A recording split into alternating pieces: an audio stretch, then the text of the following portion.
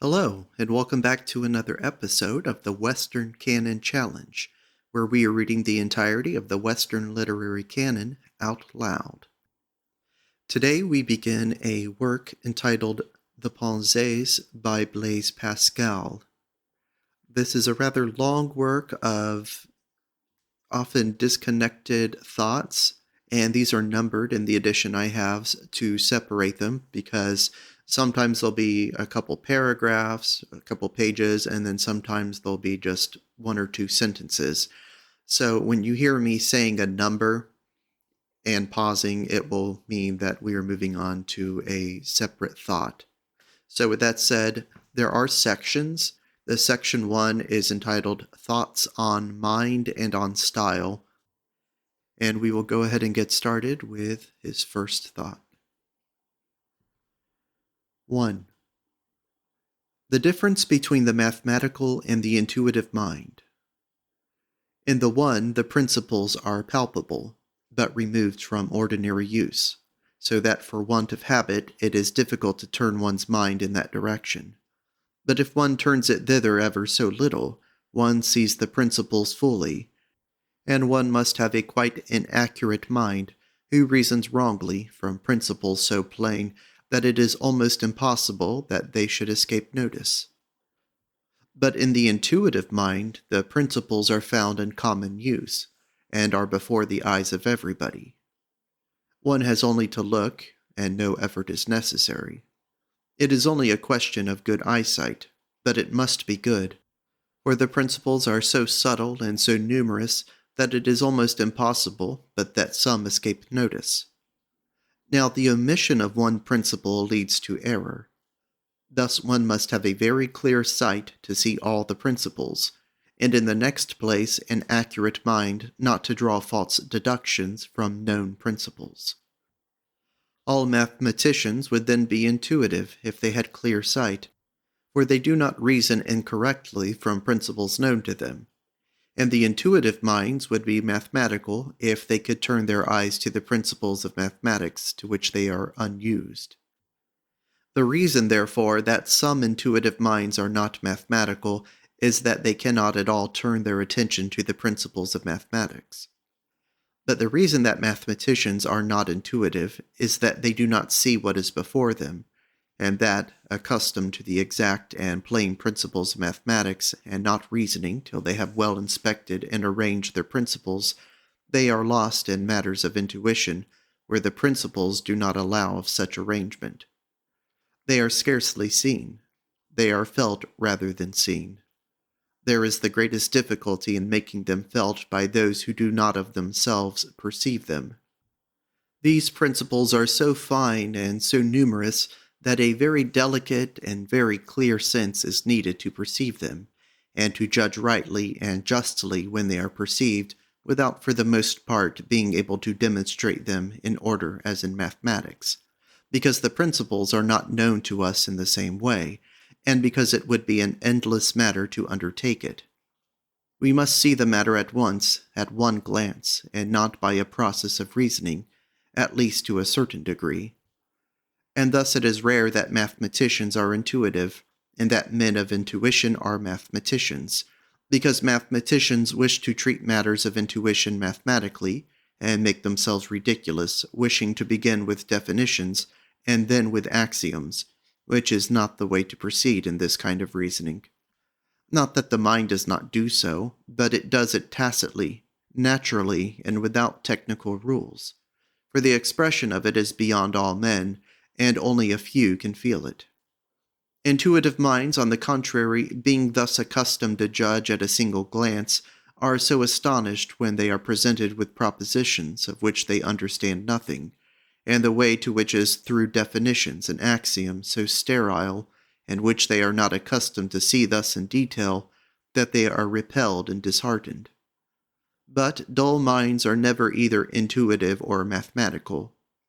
Mathematicians, who are only mathematicians, have exact minds, provided all things are explained to them by means of definitions and axioms. Otherwise they are inaccurate and insufferable, for they are only right when the principles are quite clear. and men of intuition who are only intuitive cannot have the patience to reach to the first principles of things, speculative and conceptual, which they have never seen in the world, and which are altogether out of the common. 2. There are different kinds of right understanding. Some have right understanding in a certain order of things, and not in others, where they go astray. Some draw conclusions well from a few premises, and this displays an acute judgment. Others draw conclusions well where there are many premises.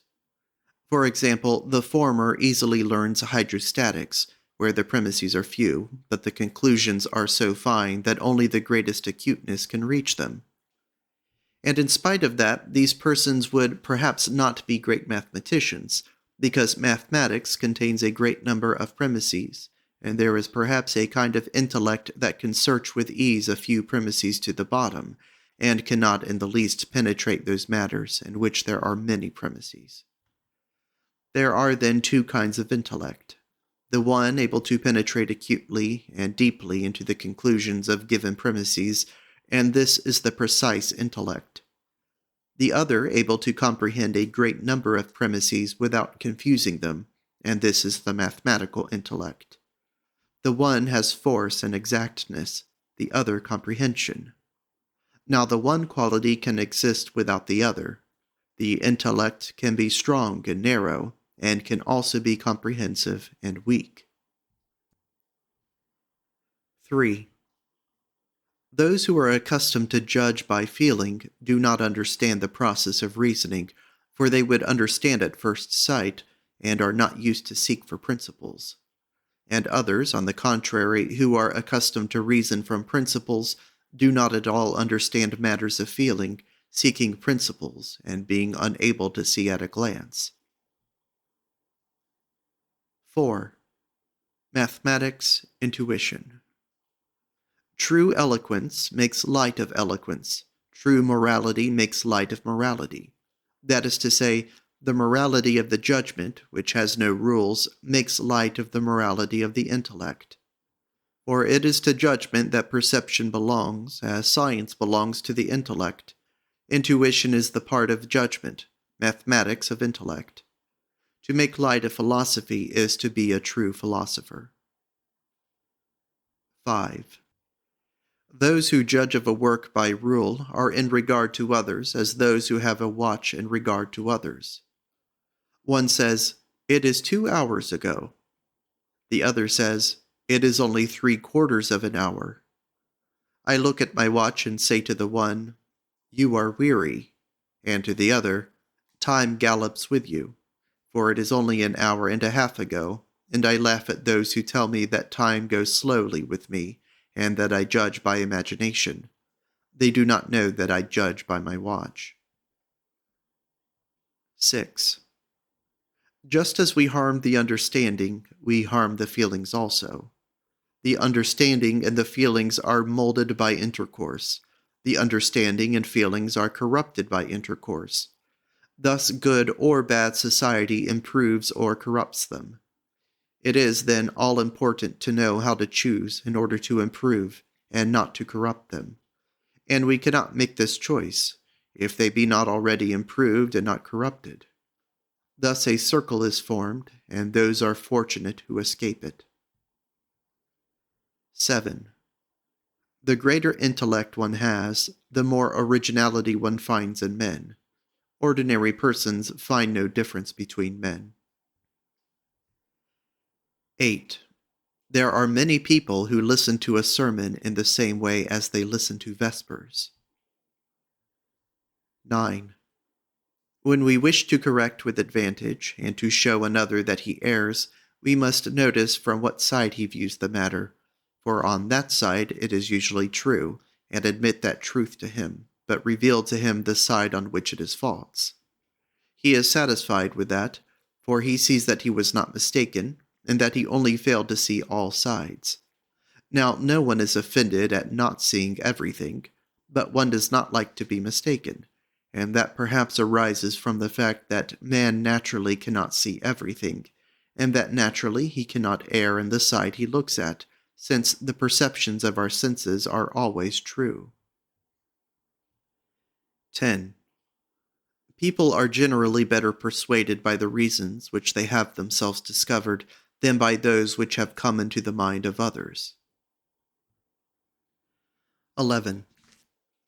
All great amusements are dangerous to the Christian life, but among all those which the world has invented, there is none more to be feared than the theatre. It is a representation of the passions so natural and so delicate that it excites them and gives birth to them in our hearts, and above all to that of love, principally when it is represented as very chaste and virtuous. For the more innocent it appears to innocent souls, the more they are likely to be touched by it. Its violence pleases our self-love, which immediately forms a desire to produce the same effects which are seen so well represented. And at the same time, we make ourselves a conscience founded on the propriety of the feelings which we see there, by which the fear of pure souls is removed, since they imagine that it cannot hurt their purity to love with a love which seems to them so reasonable. So we depart from the theatre with our hearts so filled with all the beauty and tenderness of love, the soul and the mind so persuaded of its innocence, that we are quite ready to receive its first impressions, or rather to seek an opportunity of awakening them in the heart of another, in order that we may receive the same pleasures and the same sacrifices which we have seen so well represented in the theatre. 12. Scaramouche, who only thinks of one thing. The doctor, who speaks for a quarter of an hour after he has said everything, so full is he of the desire of talking. 13. One likes to see the error, the passion of Cleobeline, because she is unconscious of it.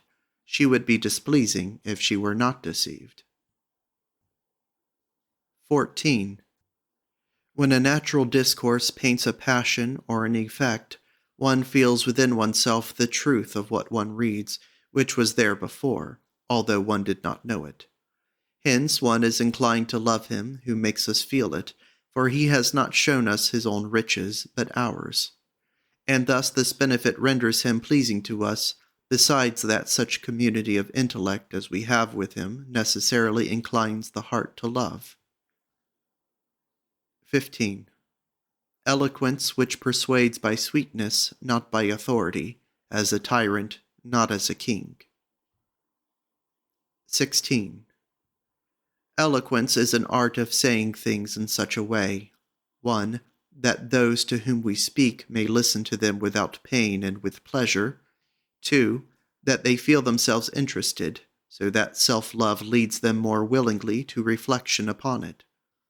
It consists then in a correspondence which we seek to establish between the head and the heart of those to whom we speak, on the one hand, and on the other, between the thoughts and the expressions which we employ. This assumes that we have studied well the heart of man, so as to know all its powers, and then to find the just proportions of the discourse which we wish to adapt to them. We must put ourselves in the place of those who are to hear us, and make trial on our own heart of the turn which we give to our discourse, in order to see whether one is made for the other, and whether we can assure ourselves that the hearer will be, as it were, forced to surrender. We ought to restrict ourselves, so far as possible, to the simple and natural, and not to magnify that which is little, or belittle that which is great. It is not enough that a thing be beautiful. It must be suitable to the subject, and there must be in it nothing of excess or defect.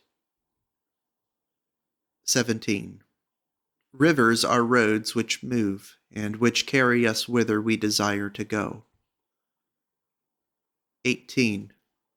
When we do not know the truth of a thing, it is of advantage that there should exist a common error which determines the mind of man, as, for example, the moon, to which is attributed the change of seasons, the progress of diseases, etc., for the chief malady of man is restless curiosity about things which he cannot understand, and it is not so bad for him to be in error as to be curious to no purpose. The manner in which Epictetus, Montaigne, and Salomon de Tolti wrote is the most usual, the most suggestive, the most remembered, and the oftenest quoted, because it is entirely composed of thoughts born from the common talk of life, as when we speak of the common error which exists among men that the moon is the cause of everything, we never fail to say that Salomon de Tolti says that when we do not know the truth of a thing, it is of advantage that there should exist a common error, etc., which is the thought above. 19. The last thing one settles in writing a book is what one should put in first. 20. Order.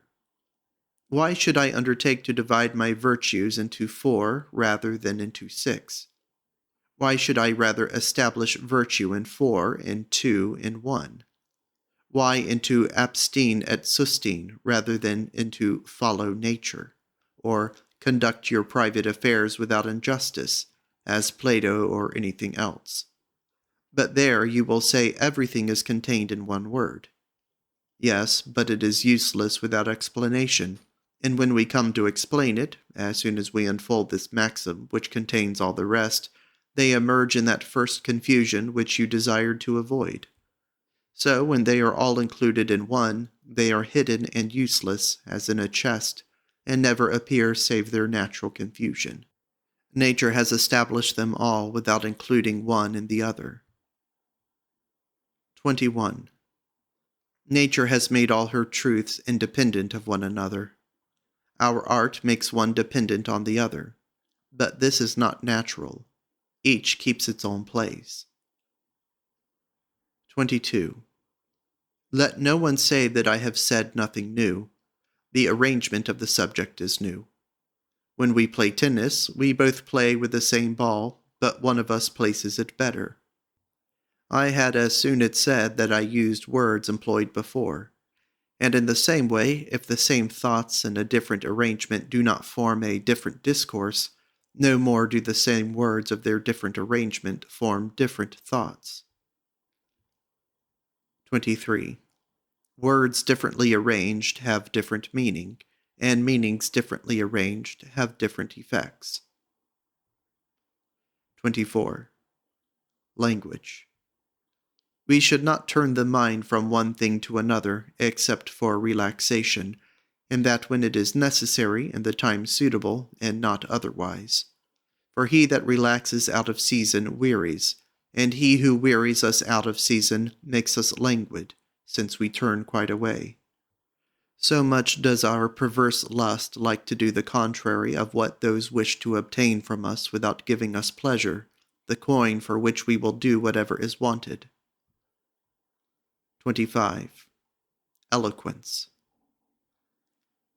It requires the pleasant and the real, but the pleasant must itself be drawn from the true. 26. Eloquence is a painting of thought, and thus those who, after having painted it, add something more, make a picture instead of a portrait. 27. Miscellaneous language. Those who make antitheses by forcing words are like those who make false windows for symmetry. Their rule is not to speak accurately, but to make apt figures of speech. 28.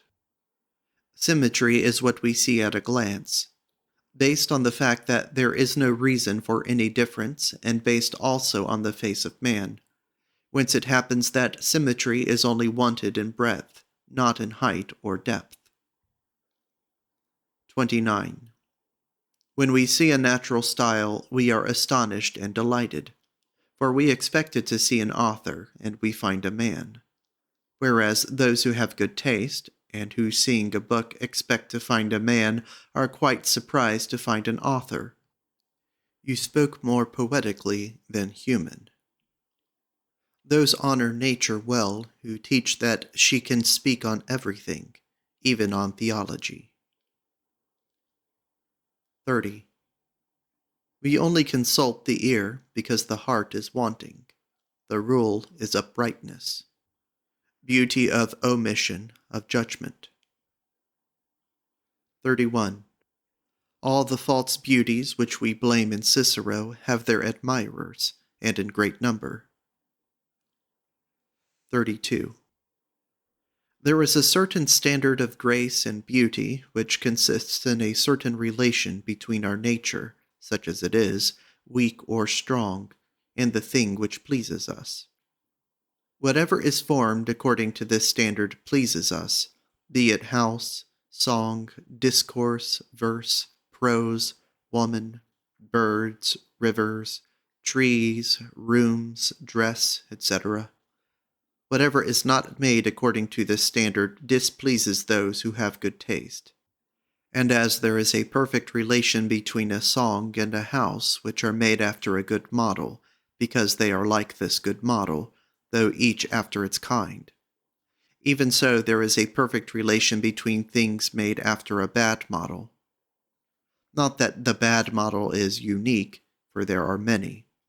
But each bad sonnet, for example, on whatever false model it is formed, is just like a woman dressed after that model. Nothing makes us understand better the ridiculousness of a false sonnet than to consider nature and the standard, and then to imagine a woman or a house made according to that standard. 33. Poetical beauty. As we speak of poetical beauty, so ought we to speak of mathematical beauty and medical beauty. But we do not do so. And the reason is that we well know what is the object of mathematics, and that it consists in proofs, and what is the object of medicine, and that it consists in healing. But we do not know in what grace consists, which is the object of poetry. We do not know the natural model which we ought to imitate, and through lack of this knowledge we have coined fantastic terms, the golden age, the wonder of our times, fatal, etc., and called this jargon poetical beauty. But whoever imagines a woman after this model, which consists in saying little things in big words, will see a pretty girl adorned with mirrors and chains, at whom he will smile, because we know better wherein consists the charm of woman than the charm of verse. But those who are ignorant would admire her in this dress, and there are many villages in which she would be taken for the queen. Hence we call sonnets made after this model village queens. 34. No one passes in the world as skilled in verse unless he has put up the sign of a poet, a mathematician, etc., but educated people do not want a sign, and draw little distinction between the trade of a poet and that of an embroiderer. People of education are not called poets or mathematicians, etc., but they are all these, and judges of all these. No one guesses what they are. When they come into society, they talk on matters about which the rest are talking. We do not observe in them one quality rather than another, save when they have to make use of it. But then we remember it, for it is characteristic of such persons that we do not say of them that they are fine speakers, when it is not a question of oratory, and that we say of them that they are fine speakers when it is such a question. It is therefore false praise to give a man when we say of him on his entry that he is a very clever poet, and it is a bad sign when a man is not asked to give his judgment on some verses. 35. We should not be able to say of a man, he is a mathematician, or a preacher, or eloquent, but that he is a gentleman. That universal quality alone pleases me. It is a bad sign when, on seeing a person, you remember his book. I would prefer you to see no quality till you meet it and have occasion to use it. Not too much, for fear some one quality prevail and designate the man. Let none think him a fine speaker, unless oratory be in question, and then let them think it. 36. Man is full of wants. He loves only those who can satisfy them all. This one is a good mathematician, one will say. But I have nothing to do with mathematics. He would make me for a proposition. That one is a good soldier. He would take me for a besieged town. I need then an upright man who can accommodate himself generally to all my wants. 37. Since we cannot be universal and know all that is to be known of everything, we ought to know a little about everything, for it is far better to know something about everything than to know all about one thing. This universality is the best. If we can have both, still better. But if we must choose, we ought to choose the former. And the world feels this and does so, for the world is often a good judge. 38. A poet and not an honest man. 39. If lightning fell on low places, etc., poets, and those who can only reason about things of that kind, would lack proofs. 40. If we wish to prove the examples which we take to prove other things, we should have to take those other things to be examples. For as we always believe the difficulty is in what we wish to prove, we find the examples clearer and a help to demonstration. Thus, when we wish to demonstrate a general theorem, we must give the rule as applied to a particular case. But if we wish to demonstrate a particular case, we must begin with the general rule. For we always find the thing obscure which we wish to prove, and that clear which we use for the proof. For when a thing is put forward to be proved, we first fill ourselves with the imagination that it is therefore obscure, and on the contrary, that what it is to prove it is clear, and so we understand it easily. 41. Epigrams of Martial. Man loves malice, but not against one-eyed men, nor the unfortunate, but against the fortunate and proud. People are mistaken in thinking otherwise. For lust is the source of all our actions, and humanity, etc. We must please those who have humane and tender feelings. That epigram about two one-eyed people is worthless, for it does not console them, and only gives a point to the author's glory. All that is only for the sake of the author is worthless. Ambitious ornaments will fall. 42. To call a king prince is pleasing because it diminishes his rank. 43. Certain authors, speaking of their works, say, my book, my commentary, my history, etc. They resemble middle-class people who have a house of their own and always have my house on their tongue. They would rather do better to say, our book, our commentary, our history, etc., because there is in them usually more of other people's than their own. 44. Do you wish people to believe good of you? Don't speak. 45. Languages are ciphers, wherein letters are not changed into letters, but words into words, so that an unknown language is decipherable. 46. A maker of witticisms, a bad character. 47. There are some who speak well and write badly, for the place and the audience warm them, and draw from their minds more than they think of without that warmth. 48. When we find words repeated in a discourse, and in trying to correct them, discover that they are so appropriate that we would spoil the discourse, we must leave them alone. This is the test. And our attempt is the work of envy, which is blind, and does not see that repetition is not in this place a fault, for there is no general rule. 49. To mask nature and disguise her. No more king, pope, bishop, but august monarch, etc. Not Paris, the capital of the kingdom.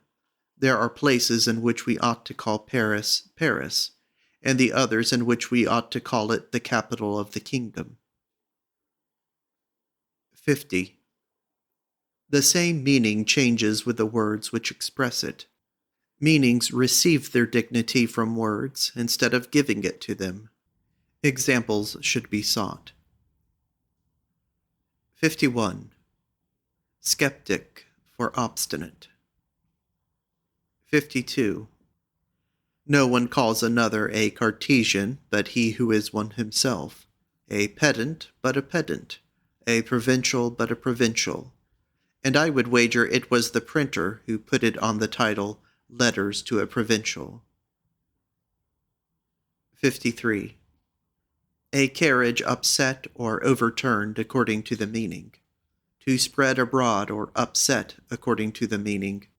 The argument of force by the teacher over the friar. 54. Miscellaneous. A form of speech. I should have liked to apply myself to that. 55.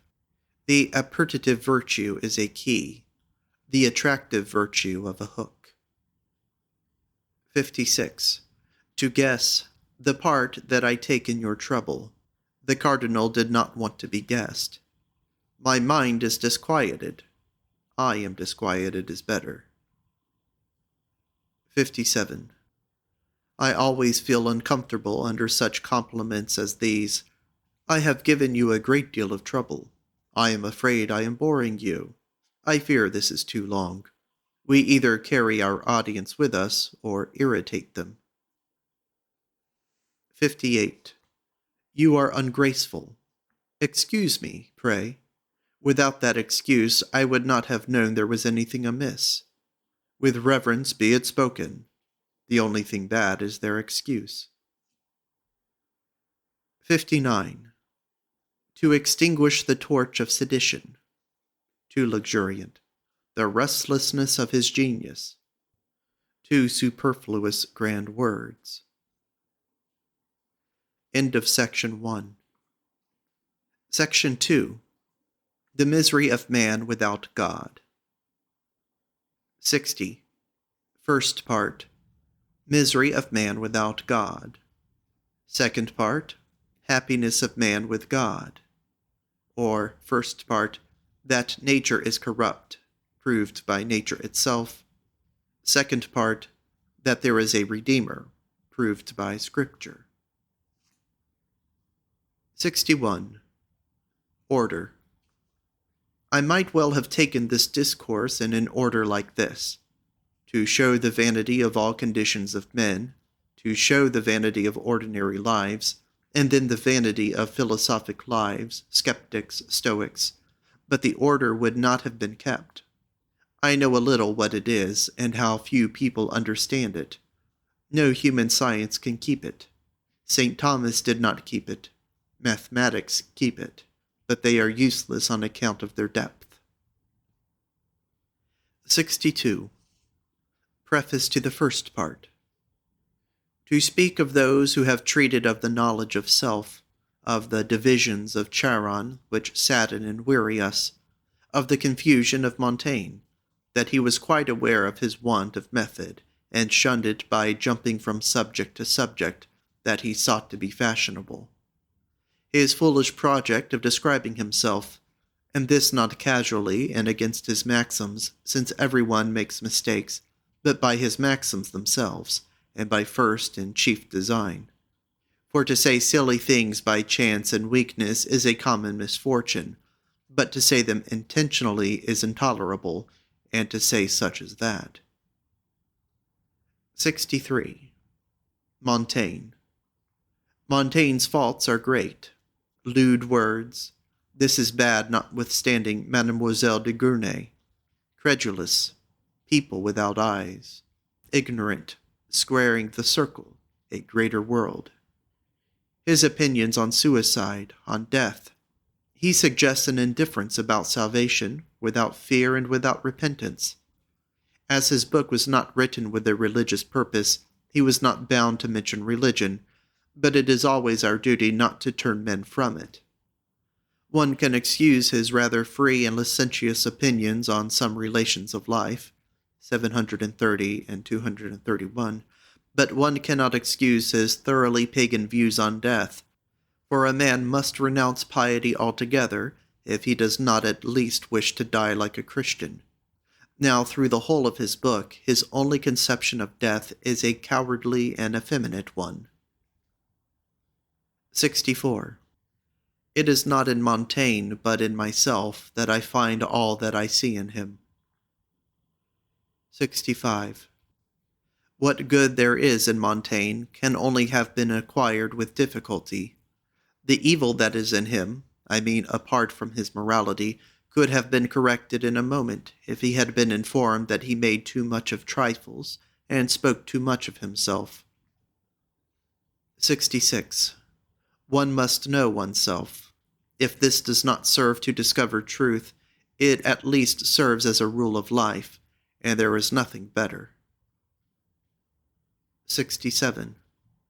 The vanity of the sciences. Physical science will not console me for the ignorance of morality in the time of affliction, but the science of ethics will always console me for the ignorance of the physical sciences. 68. Men are never taught to be gentlemen, and are taught everything else, and they never plume themselves so much on the rest of their knowledge as on knowing how to be gentlemen. They only plume themselves on knowing the only thing they do not know. 69. The infinities, the mean. When we read too fast or too slowly, we understand nothing. 70. Nature. Nature has set us so well in the center that if we change one side of the balance, we change the other also. The two of them ran. This makes me believe that the springs in our brain are so adjusted that he who touches one touches also its contrary. This is the end of thoughts 1 through 70 of the Pensées of Blaise Pascal. Thank you for listening.